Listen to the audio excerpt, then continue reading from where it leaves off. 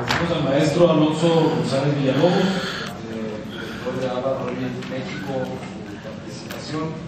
Le pedimos haga uso de la palabra al licenciado Jorge Emilio Ruelas Álvarez, responsable del nuevo sistema en la Procuraduría General de Justicia de Baja California.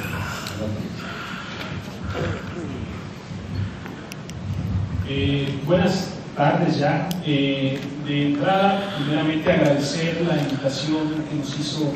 precisamente don Ernesto Canales, presidente de la Fundación Renace, y que en lo particular es un agradecimiento especial porque siempre lo digo en este tipo de foros, fue quien en esos principios de donde México se atrevía a hacer un cambio, ahora vemos ya algo cristalizado en distintos estados de la República. De igual forma, SOS, con Orlando, el propio Alejandro Martín Carlos, también de Renace, a los que me acompañan el día de hoy en este panel, y a maestros que he tenido a lo largo de este proceso, Carlos Ríos, Alejandro Ponce, y en particular grandes amigos que tengo aquí en el estado de Chihuahua, todos los operadores, jueces, defensores y ministerios públicos que en el día a día están llevando una labor notable.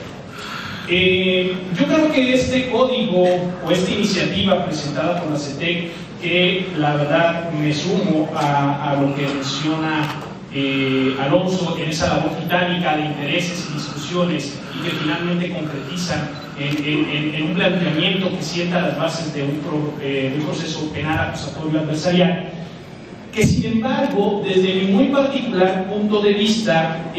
considero que todavía falta para que se establezca, en base a las necesidades, avances y experiencias que en el día de hoy ya se están dando en los distintos estados de la República, pero sobre todo a la realidad que en estos momentos se está dando en México. Ya ha habido experiencia práctica, no solo de ese primer ejercicio que se dio en Nuevo León en el 2004-2005, sino precisamente aquí en Chihuahua a partir del 2007, y todos los demás estados, Oaxaca, Baja California, Zacatecas, Morelos, Durango, Estado de México, Guanajuato, que han trascendido en ello, y que en este sentido, bueno, en algunos de ellos ha habido casos de éxito, y yo creo que sí es necesario, no solo de una manera bastante somera ver esa experiencia, sino retomar esos fracasos, esos éxitos, pero sobre todo lograr una propuesta a partir de un análisis y un perfeccionamiento de estos mismos códigos.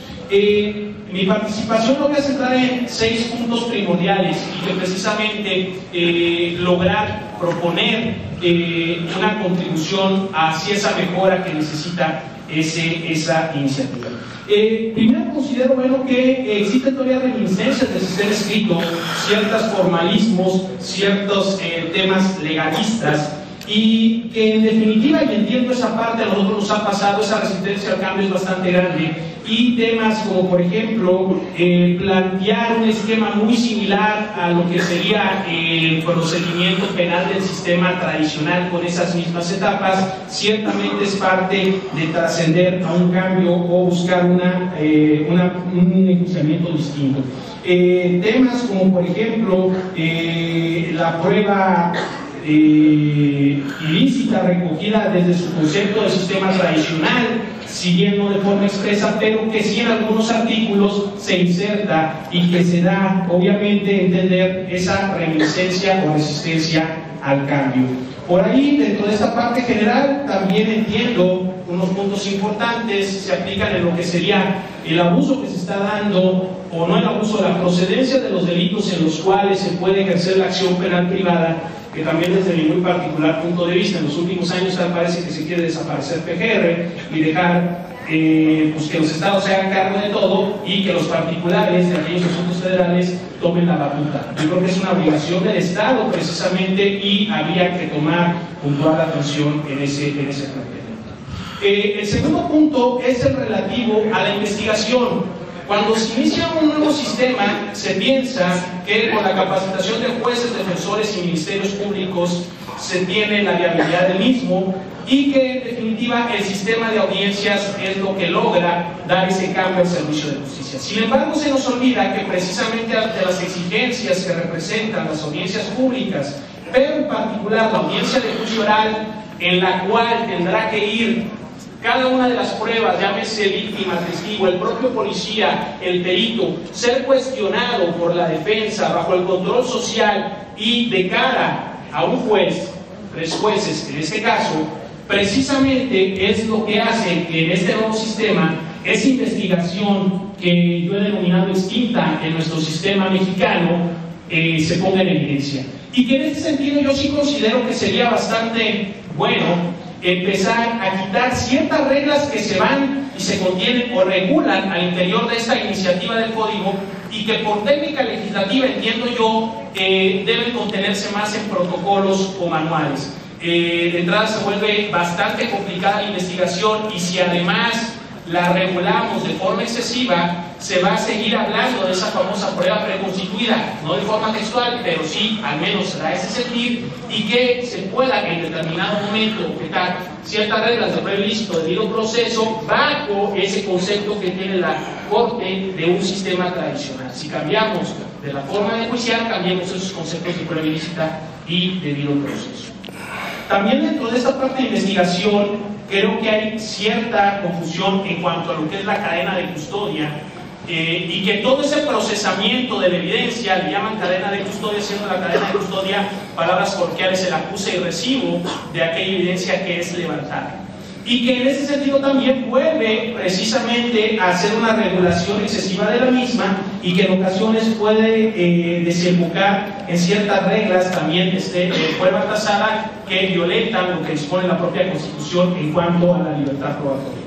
Un tercer punto que también quiero abordar es el relativo a las medidas cautelares. De forma muy somera, entiendo que el doctor Javier Carrasco lo abordará con mejor precisión que yo, pero sí quiero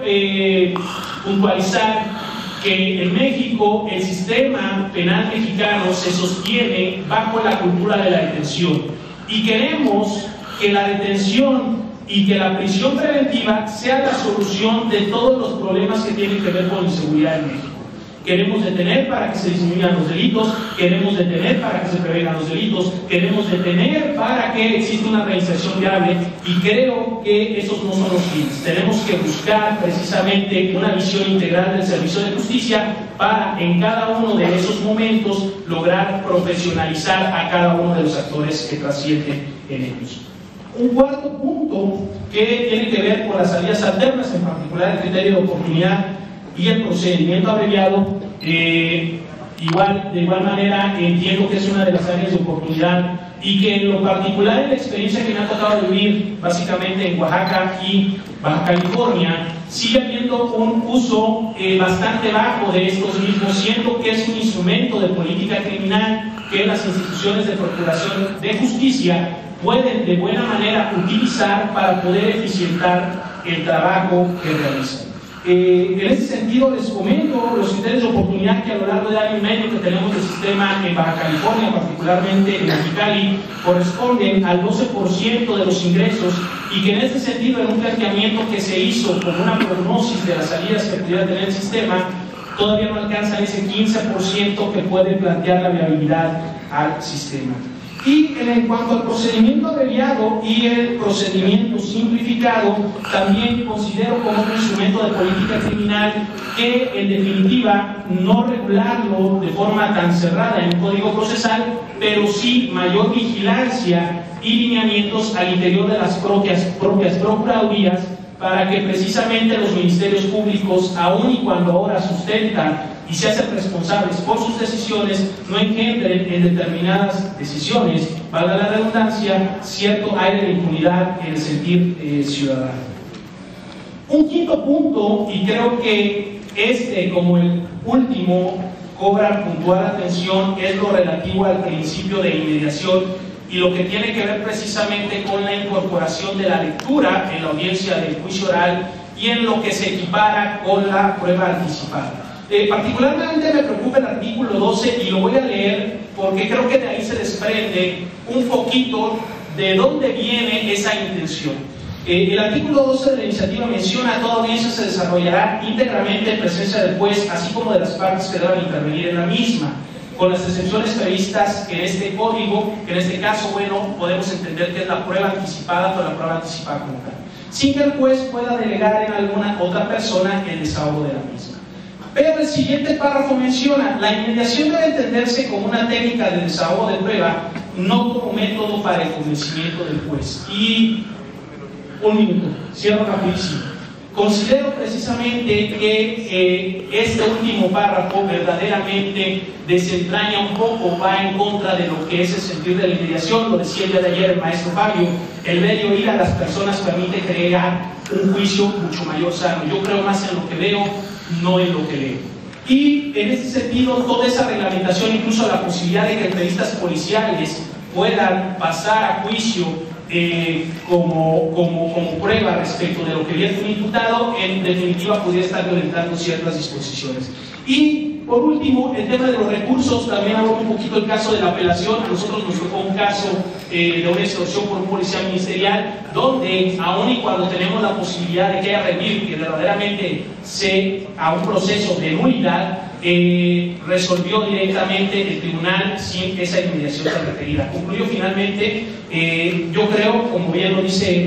el doctor Carbonell, nos centramos muchas veces en la discusión de una iniciativa. Debemos empezar a trabajar en unas leyes que creen ese andamio jurídico, pero yo voy más allá. Yo creo que el 90% de la reforma no es lo jurídico, es lo administrativo. Es esa gestión de las instituciones, esa transformación de las mismas, es esa profesionalización de los actores. Como bien lo decía el día de ayer el licenciado César Cabello, las leyes son herramientas para ejecutar el modelo que queremos. Yo me quedo con esto: ¿qué modelo queremos y qué leyes son las que tenemos? Muchas gracias.